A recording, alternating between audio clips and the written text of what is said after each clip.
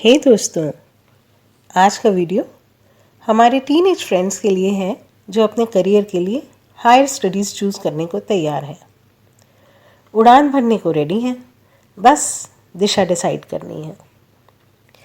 As we all know, आपने अपने लिए कुछ ना कुछ सोच रखा होगा। क्या फील्ड चूज़ करना है, उसके लिए कैसे प्रेप करना है, आप ऑलरेडी सब कवर कर ही रहे होगे।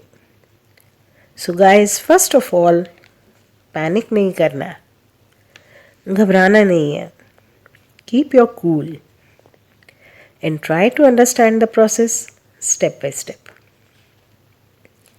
अब तक सब वैसा चल रहा था जैसे सदियों से चला आ रहा है, यानी गिने चुने खास प्रोफेशंस जिनमें आप एंटर हो गए तो आप genius and job guaranteed. But times have changed. Her field में जॉब्स डाइवर्सिफाई हो चुके हैं। जैसे कि पहले मेडिकल का मतलब सिर्फ MBBS या BDS तक था, पर अब physiotherapist, dietician, counsellors, speech therapist, hearing specialist या स्पेशल एजुकेटर्स सभी जॉब्स डिमांड में हैं। विच मीन्स कि स्पेशल स्किल्स वाली जॉब ऑप्शंस आपके टारगेट पर होनी चाहिए। और ये डिमांड सिर्फ अपने देश में ही नहीं है, बल्कि इंटरनेशनल लेवल पर भी है। और ये बात सभी फील्ड्स पर लागू होती है।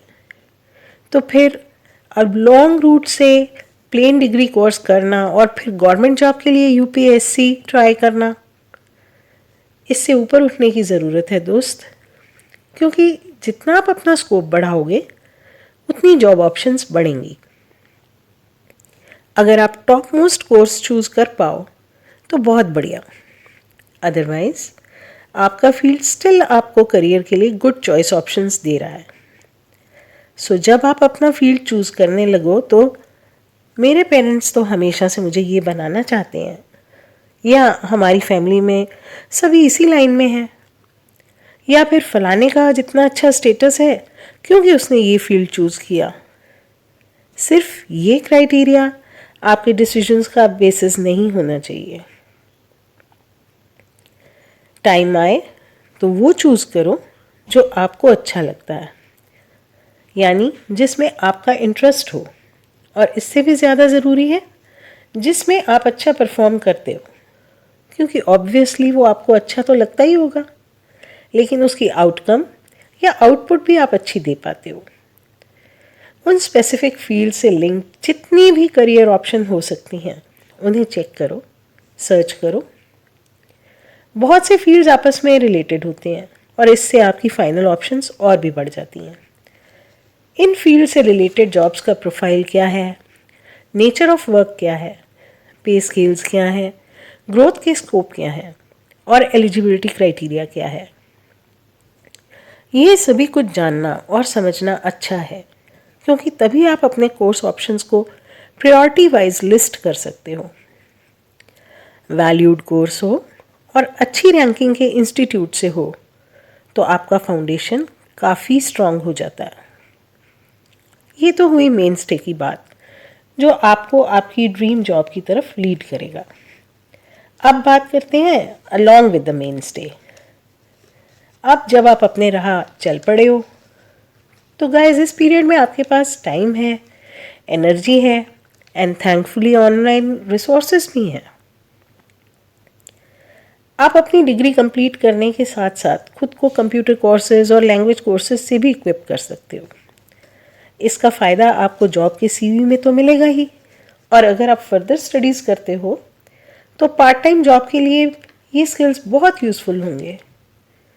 अब आप कहोगे कि मैम, बोर्ड्स में इतना पकाने के बाद अब जाकर तो फ्री टाइम आया है।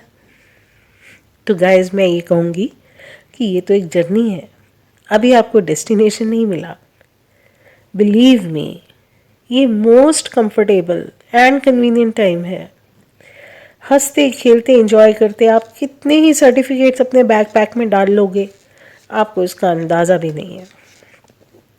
आपका डेस्टिनेशन है अच्छी जॉब प्रोक्योर करना, और इस कॉम्पिटिटिव वर्ल्ड में नेक्स्ट कैंडिडेट के कंपैरिजन में आप कितने एक्स्ट्रा प्लस पॉइंट्स लेकर चल रहे हो, ये आपके एम्प्लॉयर के लिए मैटर करता है। और कहानी अभी ख़त्म नहीं हुई है दोस्त। इसी टाइम टेबल में आपको थोड़ा और टाइम निकालना पड़ेगा। इन चेंजिंग टाइम्स में आपको फाइनेंशियली इंडिपेंडेंट होने की भी शुरुआत करनी पड़ेगी। ऑनलाइन इंटर्नशिप से ज़्यादा फ्लेक्सिबल क्या होगा। अगेन, जॉब के सीवी, सेल्फ रिलायंस और आपके कॉन्फिडेंस बूस्टअप के लिए ये सब यूज़फुल रहेगा। डिग्री के सेमेस्टर सिस्टम में टाइम तो निकल ही आता है, ज़रूरत है उसे जुडिशियसली मैनेज करने की। So make clock your best friend so that 24 hours के डे में आप 48 आवर्स का प्रोडक्टिव वर्क कर पाओ। So guys, catch the moment, catch it today, ताकि कल कोई रिग्रेट ना हो कि काश मुझे इस बारे में राइट नॉलेज होती तो मैं कुछ कर पाती। So that's it guys, prepare yourself and face your future confidently. Like, share, subscribe. All the best. Take care. Bye bye.